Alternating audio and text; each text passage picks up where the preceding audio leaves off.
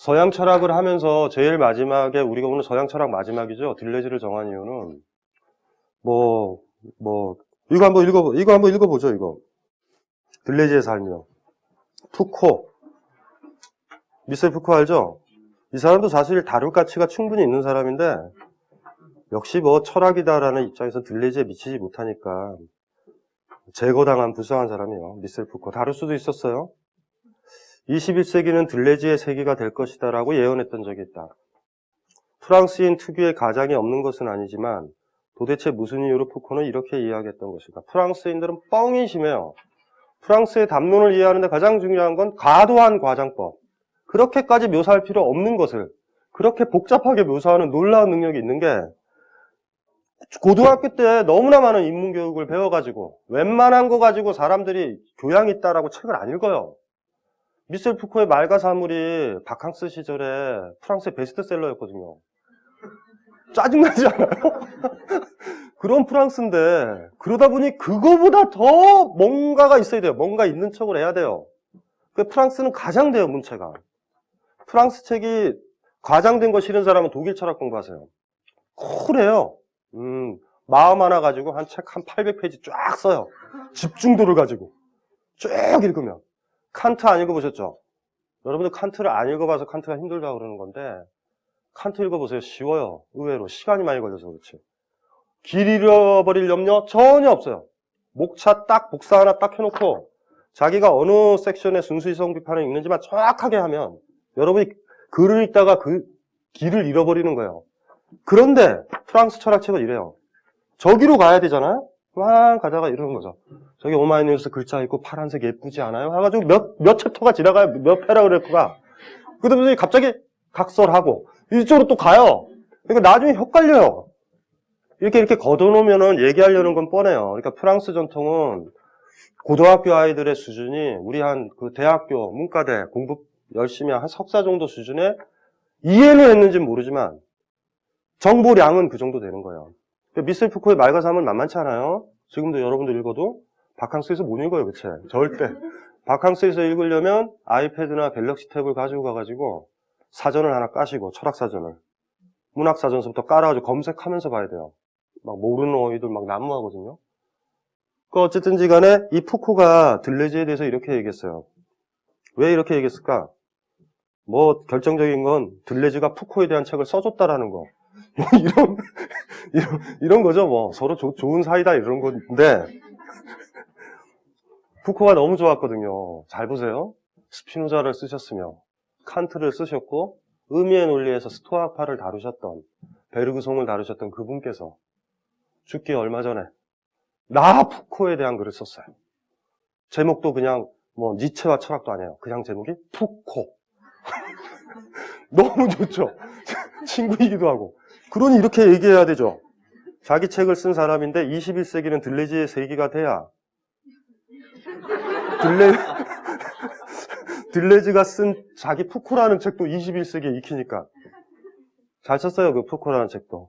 우리는 이제 푸코에 대한 관심이 없어서 그 들레즈 책 중에서 푸코를 좀 무시하는데 푸코 책 잘 썼어요. 푸코 연구소 중에 최강이죠. 그러나 역시 그 글에서도 푸코도 헷갈리죠. 이게 내가 한 말이냐? 네가 한 말이냐? 들레즈의 글은 묘해요. 이렇게 보면 돼요. 이렇게. 잘 봐요. 허접한 지휘자가 한 명 있었어요. 허접한 지휘자가 연주했던 오케스트라가 있었거든요. 바이올린, 제일 바이올린 이렇게 다 했어요. 비올라 다 했었어. 진짜 위대한 있죠. 딱 지휘자가 하나 와서 다 바꿔버려요. 베토벤을 연주해요. 3번을. 완전 다르죠. 그러니까 여기 쫓겨났던 지휘자가 다시 딱 와서 이 사람은 3번 교향곡만 연주하고 가기로 하신 거예요. 딱 들어와 보면 다 알던 사람들이죠. 쟤도 바뀐 애들 없네? 소리는 달라요. 그래서 잠시 이 사람한테 물려줬던 그 지휘자는 당혹스러운 거죠. 이게 뭐지? 이건 내가 했던 베토벤인가? 다른 것처럼. 요소를 보면은요, 인용문이나 보면 푸코가 말했던 건데, 이게 재배치가 되면 완전히 다른 효과가 나요. 들레즈의 기묘한 재능이에요. 아까도 뭐라 그랬어요? 누가 뭐라 그러면 항상 들레즈는 내 얘기가 아니라요. 푸코 얘기해요. 그러면 푸코는 가만히 있어야 돼요. 그렇게 심오한 얘기를 했나? 이 심오함에 빠져들었던 대표적인 분이 이정우 씨예요. 이정우 씨가 푸코의 박사학위 논문을 읽어보면 들레즈의 푸코 영향을 참 많이 받았다.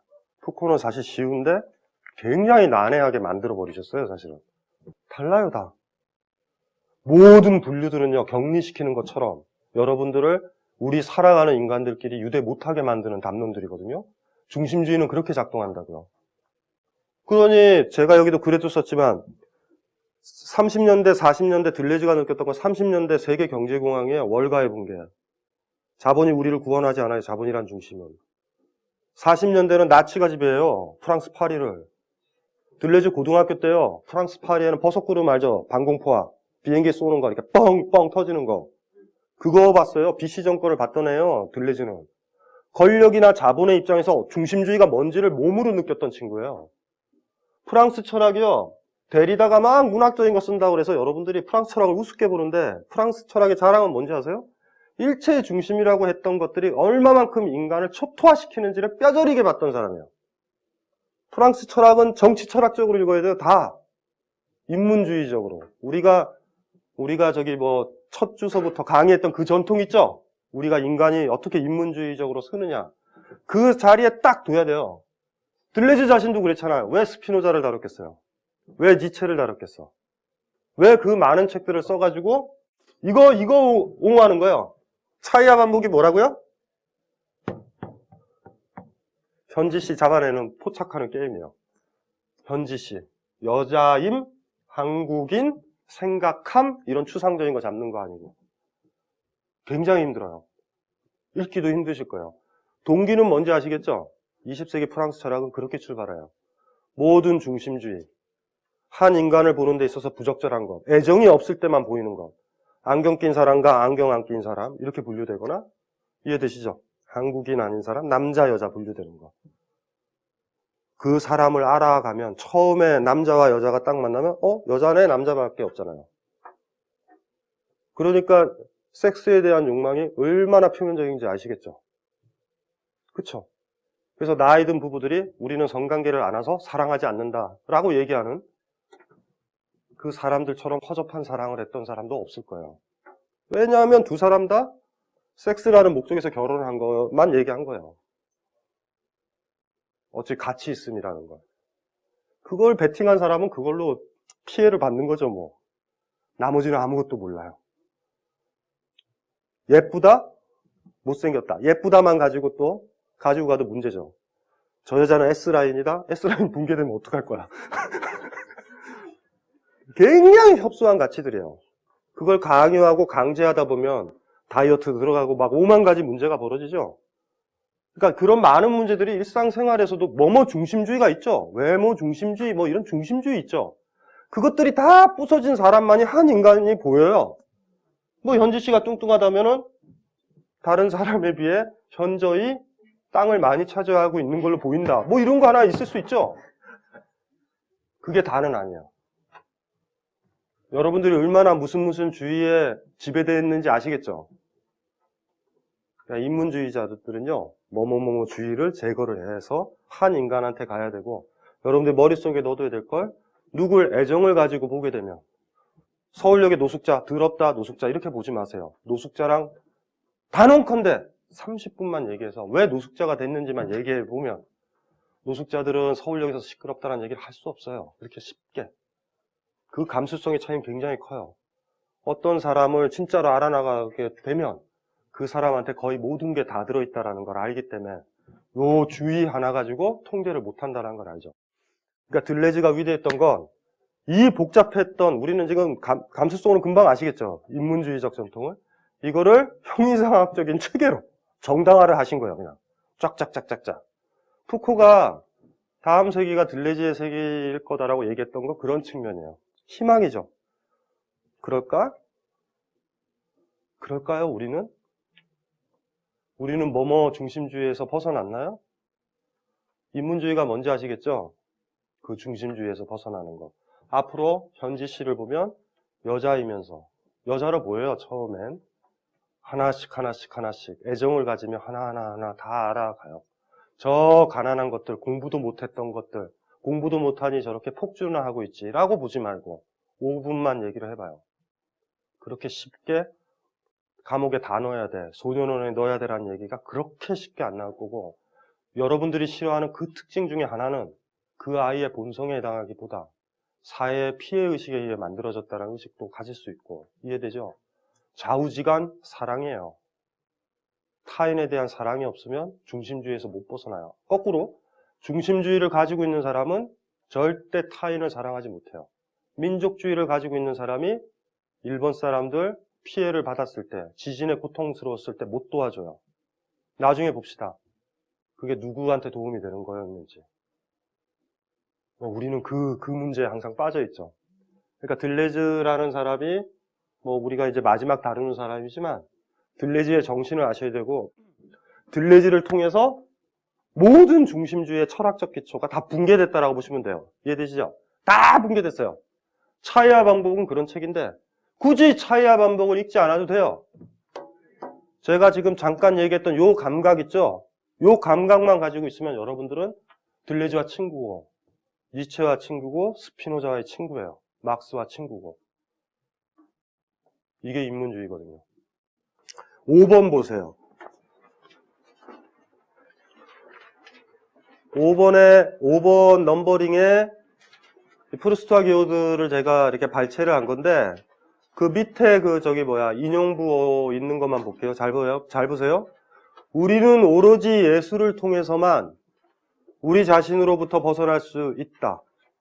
또 오로지 예수를 통해서만 우리가 보고 있는 세계와는 다른 딴 사람의 눈에 비친 세계에 관해서 알 수 있다. 예술이 없었다면 그 다른 세계의 풍경은 달나라의 풍경만큼이나 영영 우리에게 알려지지 않은 채로 남아있을 것이다. 예술 덕분에 우리는 하나의 세계, 즉 자신의 세계만을 보는 것이 아니라 세계가 증식하는 것을 보게 된다. 와, 이게 정답이에요. 당연하죠. 뭐뭐주의고 하네, 이런 거에서 문학은 나오지 않아요. 절대 안 나오거든요. 와, 이성복 시인은 나와 다르게 보네? 무슨 소린지 알죠? 우리 홍상수 감독은 나랑 다르게 보네. 피카소는 다르게 보네. 고흐는 다르게 보네. 뭔지 알죠? 베토벤은 다르게 표현하네. 다른 사람이 있다라는 거. 겉으로 보면 독일인인데, 겉으로 보면 여자고 남자인데, 다른 사람이 본다. 여러분이 소설을 볼 때 보는 게 그거예요. 때로는 공감은 하지만 때로는 나와 미묘하게 다르죠. 당연하죠. 신경숙이라면 같은 여자이고 한국 사람이지만 어떤 부분은 같지만 나머지 요소, 그러니까 우리의 한 존재는 오케스트라 같은 존재인 거예요, 일종의. 그런데 그 요소가 다르죠. 예술만이. 사회과학은 안 가르쳐줘요. 왜냐하면 민족을 단위로 해서 논리를 핀다면, 자본을 중심으로 논리를 핀다면 인간이 안 보이죠. 그냥 스펙이 없는 사람, 있는 사람, 자본가와 노동자로만 분류되잖아요. 예술은 안 그래요. 그러면 보세요. 들레즈의 철학 책 중에서 뭐가 제일 중요하냐면 이 프루스트와 기호들이에요. 너무 중요한 책이거든요. 진짜 중요해요. 차이와 반복에 자초했던 분들은요, 개념으로 그걸 이해하려고 그래요. 여성성, 남성성, 동일성, 차이, 비대칭적 차이, 이런 개념 밑줄 쫙 꺼요. 옛날에 플라톤 보듯이. 절대 어떤 도움도 안 돼요. 왜냐하면 들레즈가, 우리는 이제 알죠. 무슨주의를 거부하는 게 뭔지. 가장 중요한 게 뭐냐면 예술적 감수성이에요. 들레즈가 고등학교 때 아주 훌륭한 국어 선생을 만나요. 문학 선생을. 양력을 보면 그 선생한테 칭찬을 많이 받죠. 들레즈는 고등학교 때도 문학적 소질이 꽤 있었어요. 문학적 소질도 있었고 철학적 소질도 있고 다 있었는데 그 당시 트렌드가 철학과 가는 거였어요. 프랑스는. 들레즈의 고등학교 동창이 미셀 트루니에예요. 미셀 트루니에가 왜 철학과를 접었는지 아세요? 들레즈 만나서. 들레즈랑 순수이성 비판을 강독하다가 나는 철학적으로 또라이다라는 결론에 이르러서 문학이나 해야지. 미셀 트루니에가. 미셀 트루니의 표현을 빌리면 이런 거예요. 너무나 지루했대요. 순수이성 비판 독해가. 그런데 들레즈가 발제하고 세미나를 진행해 나갈 때 있죠. 그럴 때 칸트가 살아난다. 완전히. 깜짝 놀란 거죠. 사실 그건 문학적 능력일 수도 있는데 미셀 투르니에가 좌절해요. 그래서 소설로 가요. 그래서 들레즈가 미셀 투르니에한테 항상 미안해해요. 애가 다른 반에 있었으면 철학 교수가 될 수 있었을 텐데. 투르니에도 똑똑하거든요. 영민하고. 그리고 들레즈가 생각했던 것도 이런 감수성인데 자기 문학이랑 철학이랑 위계가 없었는데. 그래가지고 의미의 논리 있죠. 의미의 논리라는 책에 보면 부록의 타자에 대한 논의를 미셀 투르니에의 방드르드 있죠. 태평양의 끝에 할애를 해서 분석을 해요. 가능세계론. 들레즈의 가능세계론이 유명한 글인데요. 그 의미의 논리에 보면 제일 뒤에 보면 보론으로 논문이 3편이 실려 있어요. 그 중에 한 명을 누구한테 헌정한 거냐면 미셀 투르니에한테. 너무 그 예쁜 장면이죠. 투르니에 너는 충분히 철학자야 라는 거. 너는 충분히 철학자야. 괜찮아. 네 철학 안에 그 방드르디 태평양의 끝에는 타자에 대한 모든 논의가 다 있어. 이렇게 헌정한 책이에요.